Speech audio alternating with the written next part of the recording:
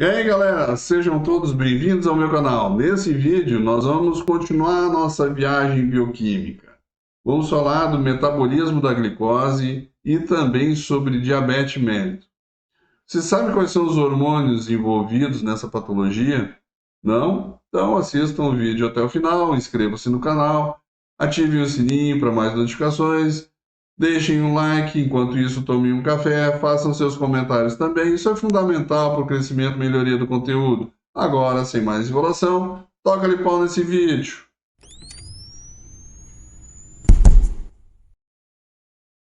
Então, amigos, colegas clínicos que chegam a ter uma dor neuropática só pensar em uma hiperglicemia crônica.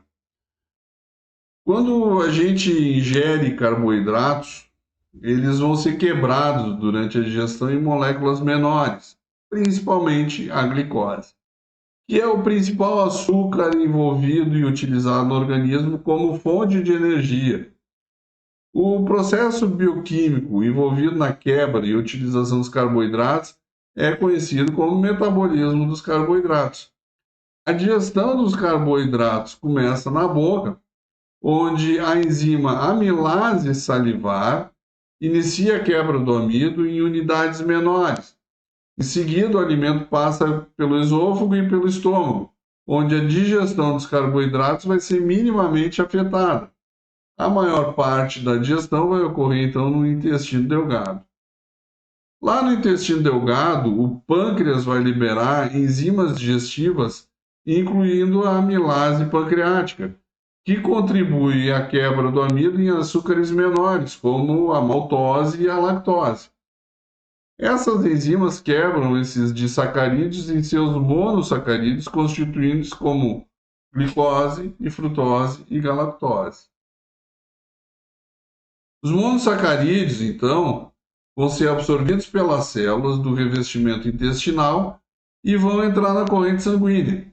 A partir daí, a glicose vai ser transportada para as células de todo o corpo por meio da circulação sanguínea e as células utilizam a glicose como fonte de energia para realizar suas funções metabólicas. Uma vez dentro da célula, a glicose vai ser metabolizada através de uma série de reações bioquímicas. O processo central é a glicólise, que converte a glicose em piruvato, gerando a energia em forma de ATP, o trifosfato de adenosina. Dependendo das necessidades energéticas do corpo, no momento o piruvato pode seguir alguns diferentes caminhos metabólicos.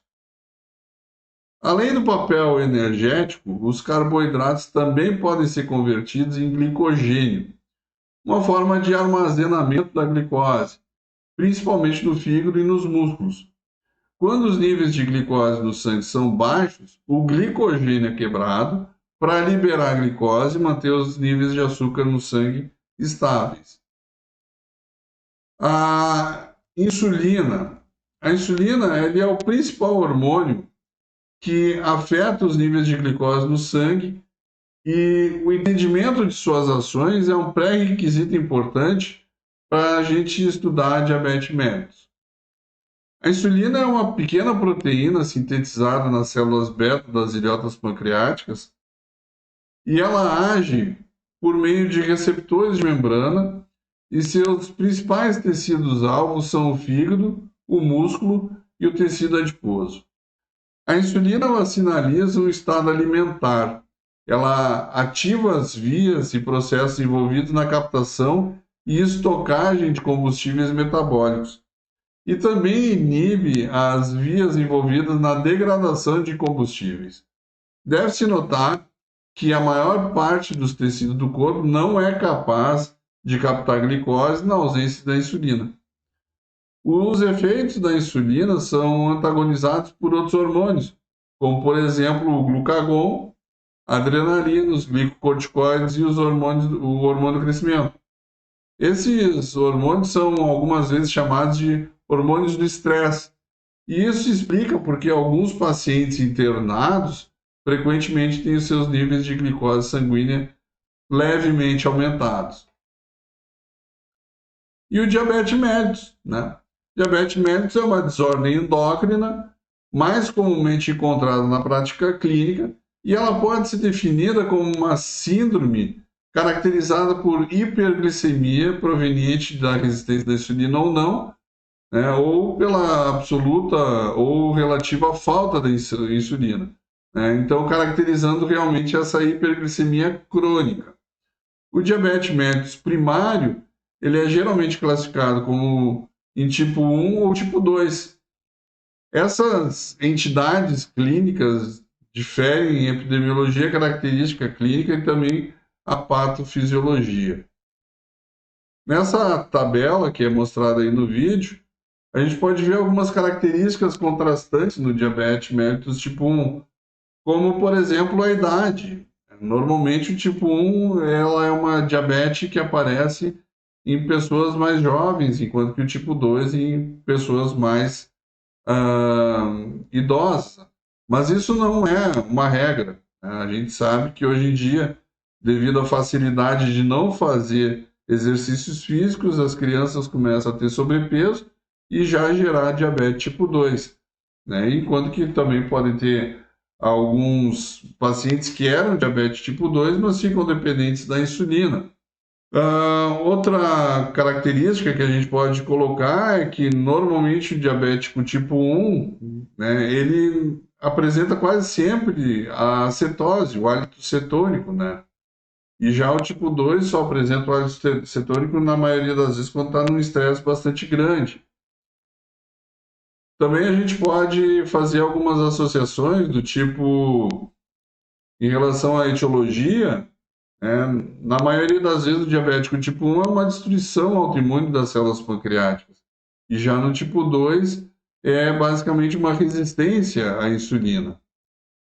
Então, essa tabela mostra outras comparações para diabetes tipo 1 e tipo 2 que podem ser interessantes à leitura. O diabetes mellitus tipo 1. Esse diabetes tipo 1 ele é encontrado em aproximadamente 15% de todos os pacientes diabéticos e pode ocorrer em qualquer idade. Porém, é mais comum, como a gente viu na tabela, nos jovens, com um pico de incidência entre os 9 e 14 anos de idade. A absoluta falta da insulina é a consequência da destruição autoimune das células beta-produtoras desse hormônio.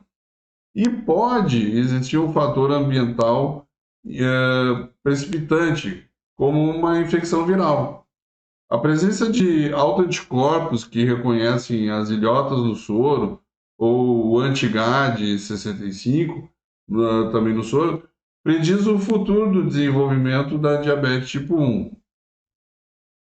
A diabetes mellitus tipo 2, ela agora responde a aproximadamente 85% de todos os pacientes diabéticos, que pode também acontecer em qualquer idade. Ela, embora possa acontecer em qualquer idade, é mais comum entre seus 40 e 80 anos. Mas também ela já é relatada em crianças. O diabetes tipo 2 ele ocorre já como resistência dos tecidos periféricos à ação da insulina, de modo que os níveis de insulina podem se apresentar normais ou até mesmo elevados e ainda assim persistirem os sintomas. A obesidade ela é a característica clínica mais comumente associada a esse tipo de diabetes. E a gente tem algumas complicações tardias do diabetes mellitus. O diabetes mellitus ele não é caracterizado pela presença da hiperglicemia crônica, mas também pela ocorrência de outras complicações tardias, né, como a microangiopatia. Ela é caracterizada por anormalidades nas paredes dos pequenos vasos sanguíneos, sendo sua característica mais proeminente o espessamento da membrana basal. E ela está associada com descontrole glicêmico. A gente também tem a retinopatia, que pode, com o tempo, levar o indivíduo à cegueira, devido à hemorragia advinda da proliferação de vasos na retina e uma maculopatia como resultado do exudato dos vasos ou edema afetando a mácula. Também a gente pode ter uma nefropatia, que leva, em última instância, à insuficiência renal. Nos estágios iniciais, vai ter uma hiperfunção do rim associada com uma alta taxa de filtração glomerular. O aumento do tamanho glomerular e microalbuminúria também. Nos estágios mais tardios, vai ter uma proteinúria já aumentada e um declínio marcante da função renal, resultando em uremia. Também podemos ter uma neuropatia, que se torna mais evidente por uma produção de hipotensão postural, uma impotência, uma bexiga neurogênica, diarreia e úlceras neuropáticas nos pés, advindos dessa microangiopatia dos vasos sanguíneos nervosos e do metabolismo anormal da glicose nas células nervosas. E também uma macroangiopatia, ou uma arteriosclerose acelerada, levando à doença coronária prematura. O exato mecanismo por trás desse processo ainda não é bem esclarecido, embora a hiperinsulinemia compensatória associada à resistência à insulina e o diabetes tipo 2 possam desempenhar um papel chave. Certamente a dislipidemia vista nesses pacientes, ou seja, o aumento dos triglicerídeos, uma redução do colesterol HDL e um aumento ainda pequeno do LDL, é considerada altamente heterogênea. Por fim, vamos ver uma nota clínica que os sintomas clínicos de hiperglicemia também incluem poliúria, polidipsia, cansaço, perda de peso, no caso da diabetes tipo 1, prurido vulvar e balanite. Esses sintomas são comuns em ambos os diabetes, tipo 1 e tipo 2, porém são muito mais pronunciados no diabetes tipo 1. É importante lembrar também que pacientes com diabetes tipo 2 podem ser muitas vezes completamente assintomáticos. Bom, gente, não se esqueçam de se inscrever no canal, deixa aquele like bacanérrimo para encher meu coração de alegria. Fiquem com Deus, permaneçam bem, permaneçam seguros e até o próximo vídeo.